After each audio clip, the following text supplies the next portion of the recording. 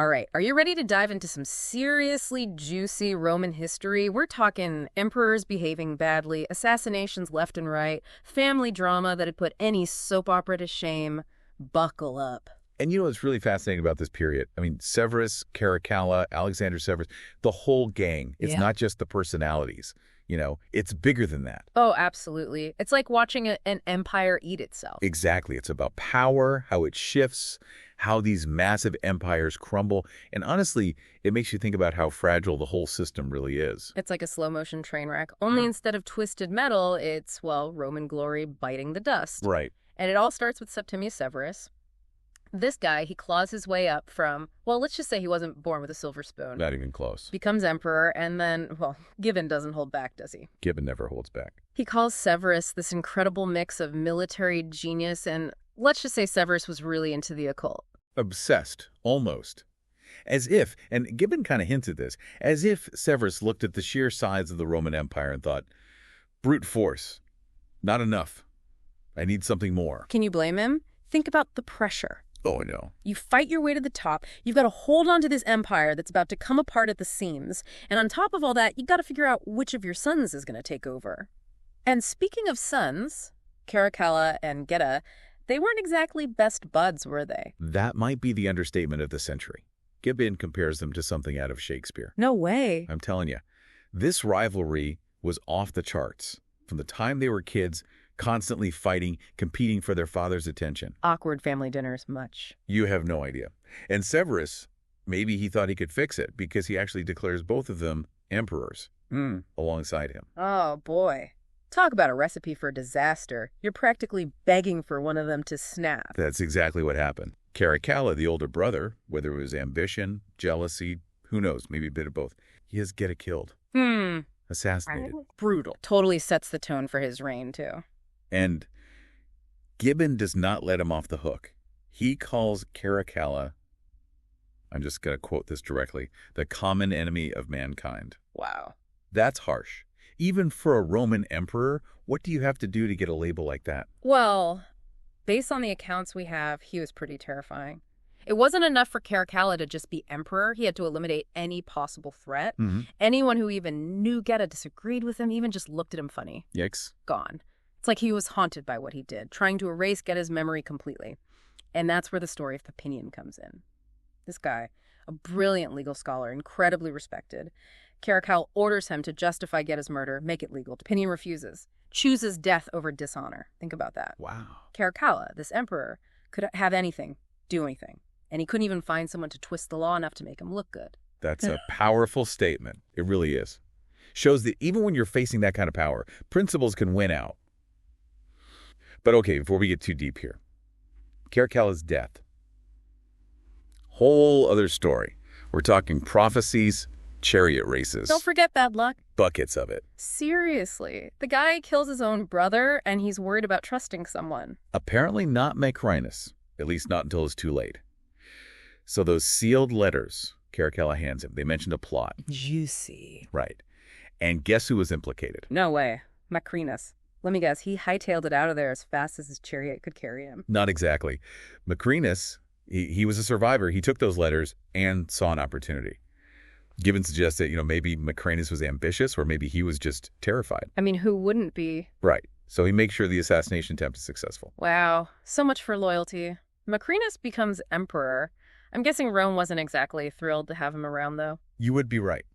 Macrinus, you see, he was a capable guy, good administrator, knew his way around a battlefield. Sounds like emperor material to me. Well, he was missing one tiny detail.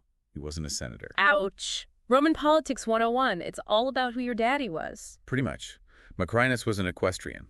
He earned his position, worked his way up, but that didn't sit well with the Roman elite. So he's the new emperor, hated by the Senate, trying to fix Caracalla's financial messes. Talk about a rough first week. Tell me about it.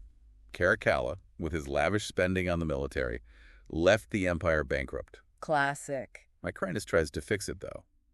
Thinks he can stabilize things by changing how the army gets paid, especially new recruits. Makes sense. You don't want the army getting restless. Exactly. Problem was, the army didn't like it. All those veteran soldiers. They saw it as a pay cut. Uh-oh. Always a bad idea to make the guys with swords angry. You can say that again. And that little miscalculation. It opened the door for a power player to make her move. Enter Julia Maesa. Ah, yes. The OG queen of intrigue. Tell me more. Okay, so Julia Maesa, she's Severus' sister-in-law. When Caracalla kicks the bucket, Macrinus lets her go home to Syria. Rookie mistake. Right. Julia Maesa. She's got ambition for days, and she sees an opportunity to get her family back in power. And her not-so-secret weapon, her grandson, Elagabalus. Elagabalus. Now, there's a name that strikes fear into the hearts of history nerds everywhere. He makes Caligula look tame. That's one way to put it. So, spill the tea. What did this guy do? Okay, so picture this. Roman emperor, more into parties and religious rituals than actually running an empire. Sounds fun. Well, it gets wilder. So Elagabalus, back home, he was a priest of a sun god, Elagabal. But this wasn't just any god. They represented this god with a giant black stone. Okay, a little strange, I guess, but... Elagabalus was devoted to this stone, like seriously devoted. He has it brought to Rome, builds this massive temple for it, even tries to have all the sacred Roman relics moved there. Bold move. You have no idea. That's just the beginning. Elagabalus threw crazy parties, completely ignored Roman traditions, seemed to love messing with the Roman elite. This guy was a walking scandal. Basically. And get this, he appointed a male empress's husband. I bet the Romans were thrilled. They were not amused. This wasn't just being a little different. This was turning Roman society upside down. Then this whole time, his cousin, Alexander, the future emperor, he's just watching this circus unfold. Oh, Alexander's definitely in the picture. While Elagabalus is busy shocking everyone, Alexander, Julia Maesa's other grandson, she's setting him up as the heir. Smart lady. Never put all your eggs in one basket, especially when that basket is Elagabalus. Exactly. But that is a story for next time. So last time we left off, Rome was basically one giant toga party thanks to Elagabalus. It's funny you say that because even though things seemed wild from the outside, Julia Maesa, she knew it couldn't last. Well, someone had to be the grown-up in the room. Right, and she was already planning for what came next. She'd convinced Elagabalus to make Alexander, his cousin, his heir, just in case something happened. Let's be real, something happening was pretty much the norm back then. Roman emperors didn't exactly die of old age, did they? Nope. And, well, Elagabalus got wind of this whole heir thing, and he wasn't thrilled. He actually tried to get rid of Alexander a few times. Oh, man. Family drama. Did it work? Thankfully, no. Alexander's mom, Mamaea, and you guessed it, the Praetorian Guard, they kept him safe. Those Praetorians. Talk about job security. They must have been like, here we go again. Right. But finally, Elagabalus, maybe he'd had a little too much wine or something, he tries to strip Alexander of his titles. Probably figured he'd just get rid of him altogether. Bold move. What happened? Did the Praetorians finally say, enough is enough? Pretty much. They revolted, killed Elagabalus and his mother, and just like that, 13-year-old Alexander is the new emperor. 13. Seriously, I could barely keep a houseplant alive at 13. How do you even rule an empire at that age? Well, he had some help. His mom, Mamaea, and grandma, Maesa, they were calling the shots. And Alexander himself, he actually seemed to be a pretty good kid. Loved learning, philosophy, law. He really wanted to do a good job. It's good to have goals. Right. And he found some really smart people to help him, including this guy, Ulpian, a brilliant legal scholar. Didn't Ulpian? Wasn't there a bad ending for him? Yeah, unfortunately. And his death is kind of the perfect example of the mess Alexander was dealing with.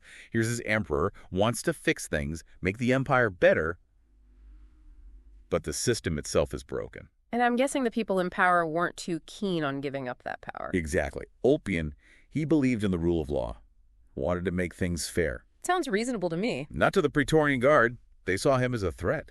They wanted him gone. And Alexander, he tried to save him. He really did. But in the end, they were too powerful. So what finally did Alexander in? Was it the Praetorians? The Senate? Or was it those barbarian tribes we hear so much about? Honestly, it was a perfect storm. The Praetorians hated him. The Senate was giving him grief. And yeah, the barbarians were knocking on the empire's door, which meant the army, the one group you'd think would have his back, they were stretched thin, unhappy. Talk about irony. The army causing the problems they're supposed to be solving. Right. Power is a dangerous thing, especially military power. And tragically, that's how Alexander's story ends. He and his mother assassinated by their own soldiers while on campaign in Germany. What a way to go. It's like the empire itself was cursed or something. Like it was just too heavy a burden for anyone to carry. It really makes you think, doesn't it? And maybe that's the biggest takeaway from all of this. We like to think we've learned from the past, but the same things that brought down Rome, ambition, corruption, the desire for power, they're still with us. It makes you wonder if we're really so different from those Romans after all. Chills. That's all the time we have for this deep dive into Roman history, but trust me, there's so much more to uncover. We'll be back next time with another fascinating chapter from the past. Until then, keep exploring, keep questioning, and don't let anyone rewrite history. Except maybe for us.